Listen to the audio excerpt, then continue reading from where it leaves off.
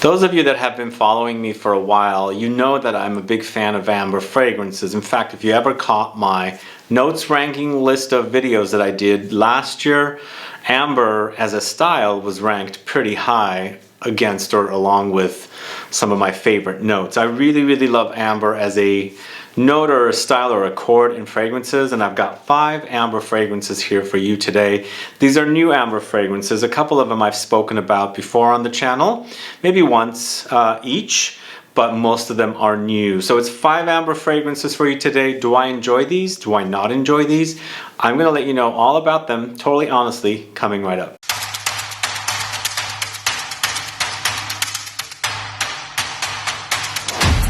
Thanks so much for tuning in. This is Sebastian. Yeah, today we're talking about new amber fragrances. We've got some very well-known niche houses here, maybe some underrated houses as well, but indie, niche, definitely not the big niche houses, but you know, they have a pretty big following, these brands, and they do crank out some really great fragrances. But sadly, these amber fragrances are not the most exciting amber fragrances for me, unfortunately, which is a bummer because I really love amber fragrances, but a lot of these, or several of these, just are not doing it for me. So I'm going to get to the fragrances little by little here. So amber is usually created not as a note. It's not necessarily just one note. It's usually created with vanillic notes and also resins and balsams, I should say. You've got vanilla for sure, and you've got labdanum that goes in to create the amber accord, and then occasionally they'll add benzoin, they'll add Peru and Tolu balsam in there, and then or myrrh or any kind of these resins, and then they'll also throw in sometimes like incense, and it creates, you know, this kind of sweet, resinous, a bit smoky accord, and it creates for a really wonderful wearing experience. And I really love amber in the wintertime. It's cold here today, extremely cold while I'm doing this video, shooting this video when it's like freezing outside, and I'm talking about fragrances that are really warm. So they are unfortunately not the most exciting amber fragrances, and we're going to go ahead and get started with the first one from the house of Gallagher fragrances. It's SEPTAMBER, this one right here. So I really love several of the fragrances from Gallagher fragrances and their sister house, but unfortunately SEPTAMBER, even though it has the most amazing name, I love September. It's my month. I was born in September, and I love this whole transitional month from summer to autumn because I really love autumn as a month. But this one actually, it's an amber in the end, but there's a lot going on in here. Unfortunately, it feels like a lot of the notes are a bit fighting with one another. And again, one of my favorite fragrances from Gallagher fragrances is the Rosé All Day, but I also enjoy their tonka bean, their patchouli. They have a really wonderful citrus one that's citrus, floral, and green. So they do have quite a bit of amazing fragrances that I really enjoy and feature in videos. But this one, sadly, I didn't really, it didn't work for me. And I think the reason why it wasn't working for me, it was not your traditional amber, and there were a lot of ingredients or notes in here that were kind of competing with one another. So in the end, it wasn't exciting for me, sadly. But it features notes of apricot, black tea, maple, Immortelle, labdanum, vanilla, tobacco, leather, red wine, oakwood, benzoin, hay, Tunisian neroli, Turkish rose, honeyed amber. For me, it's very winey. Like, when I'm saying winey, it's like the red wine is really prominent here.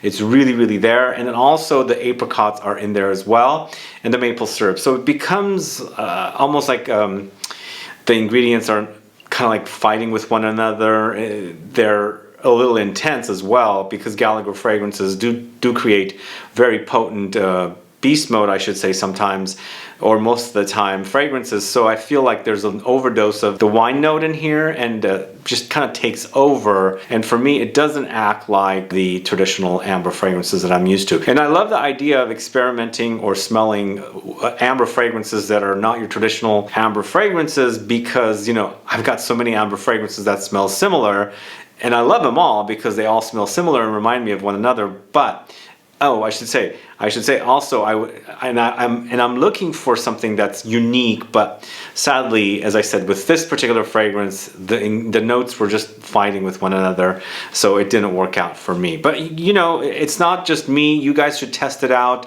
and see if this is a fragrance that works for you. But sadly, it just didn't work for me, unfortunately. So the first fragrance I'm talking about is Gallagher Fragrances SEPTAMBER at number 5. And I should say this is not a ranked list. I'm just giving the fragrances in order for you. And then once we get to the third fragrance and we're finished with that one, then the other two fragrances I do enjoy more. But this, the next fragrance I'm talking about is Maison Crivelli's Ambre Chromatique. It's a 2022 launch. Again, this is a fairly new fragrance. These are all fragrances from this year, and that's why this video is a theme of amber fragrances, new amber fragrances. This is an Extrait de Parfum concentration, so it's very, very long lasting. It's created by Quentin Bisch. It's incense, pink pepper, davana, osmanthus, benzoin, vanilla, and ekigala wood. Once again here, it feels like they were trying to go in a different direction as an amber fragrance, and it's, for me, it's not necessarily working out as I wanted it to be. It doesn't have the sweetness that I want in an amber fragrance, and I feel like the pink pepper, the incense in here kind of tones down the sweetness of the benzoin, and I love benzoin and vanilla in fragrances, and for me, I don't get a lot of it. There's definitely the feeling of an amber here, but even though it's an Extrait de Parfum, I feel like whatever they've thrown in here, along with the osmanthus, because there's definitely a bit of a fruity tea vibe in here, I feel like it tones down the sweetness, and you're basically kind of left with the sweetness of the benzoin and vanilla fighting with the smokiness of the incense and the spiciness of the pink pepper. Then of course, as I said, there's definitely the presence of osmanthus with its tea and fruitiness, like apricot-y fruitiness, but in the end, it's not a very exciting amber fragrance for me, sadly. From this collection in the red bottles, I really love the patchouli. Works for me. It's a compliment getter, as I said. It's a very, very long-lasting fragrance, and out of the three fragrances, including Hibiscus Mahajad, the patchouli magnetic is top-notch for me. But sadly, Ambre Chromatique just did not work for me. But once again, if you're a fan of amber, you like these styles, definitely check that out to see if it works for you. I just wanted a little more sweetness for me, and that's not what I got with that particular fragrance, sadly. And then finally, we're talking about BDK's Ambre Safrano. This is one of the fragrances that we've discussed on the channel before, and after testing this one out quite a bit, I come to the conclusion that it's more saffron and more leather than amber. And even though it's called Ambre Safrano, in the name we've got amber, and Safrano I'm assuming is referring to the saffron. As I said, I get more saffron leather rather than amber in this case, but it's more saffron in general, even more than the leather, but it eventually does settle to the leather. This is a fragrance created by Julien Rasquinet. It's saffron accord, olibanum, black leather, plum, Madagascar vanilla, French oak extract, New Caledonian sandalwood, Madagascar black pepper essence, absolute rose of Turkey. So a lot of stuff going on in here. Once again, we've got plum in this particular fragrance, and I believe Julien Rasquinet loves to use plum. His fragrance, Orchid Leather, which to me sort of kind of seems like this might be similar, but then it's not, because Orchid Leather to me is a vanillic plummy leather, which I absolutely adore. I feel like he's created an amazing fragrance there, but unfortunately this one, with the name Amber first, it's gonna be like the amber dominant. For me, I don't get amberiness here much. You do experience the amber there for sure, but once again, we've got the saffron and the leatheriness in here, and the olibanum totally toning down any kind of sweet amberiness and giving you more of a leather saffron spice kind of a thing. So in the end, it's not as exciting for me. It's not a fragrance that I'm like really gravitating towards. Like sometimes when I discover a really, really great fragrance, I keep coming back to it. And then in this one, I don't remember it. So what does that mean? If I forget about a fragrance, it's a fragrance that I'm not that excited about, and I'm not excited about wearing it. But in here also, you do have a bit of a plumminess. It's not as plummy for me as it is with Orchid Leather from Van Cleef & Arpels, which Julien Rasquinet also created. And also it's not as exciting as Tabac Rose from the same brand, which Julien Rasquinet also created. So this one actually, when I sampled it at Javoy for the first time in September, I was actually really excited about this one because I do really love Julien Rasquinet's fragrances. And this was a Harrods exclusive, but by the time they put it out in September at Javoy, I smelled it in my passing there, and I was doing some shopping. At the time, it did smell great, so I was kind of excited about it, but the more I wore it, the less I ended up enjoying it, if that makes sense. So there are things, situations like that, and unfortunately, this one is not one that is really, really exciting for me as well. But who knows, maybe it's exciting for you, maybe you enjoy that one, but for me, unfortunately, it's not really a great fragrance. So the next two fragrances are two fragrances that are ambers that I do enjoy. The first one is NARCOTICA's DOZA, which I actually have featured in a video as well. Both of these fragrances were featured in videos, the Ambre Safrano and DOZA. DOZA is the third fragrance from the house of NARCOTICA, and it's definitely that typical amber fragrance, but for me, it also has a bit of a doughiness. I don't know, like a yeastiness in here, because there's definitely like a textural, kind of a granular, like almost like dough texture that's in here, because the smell of dough and yeast kind of is in this particular fragrance. There's definitely a smokiness in this one as well, but definitely it's more like your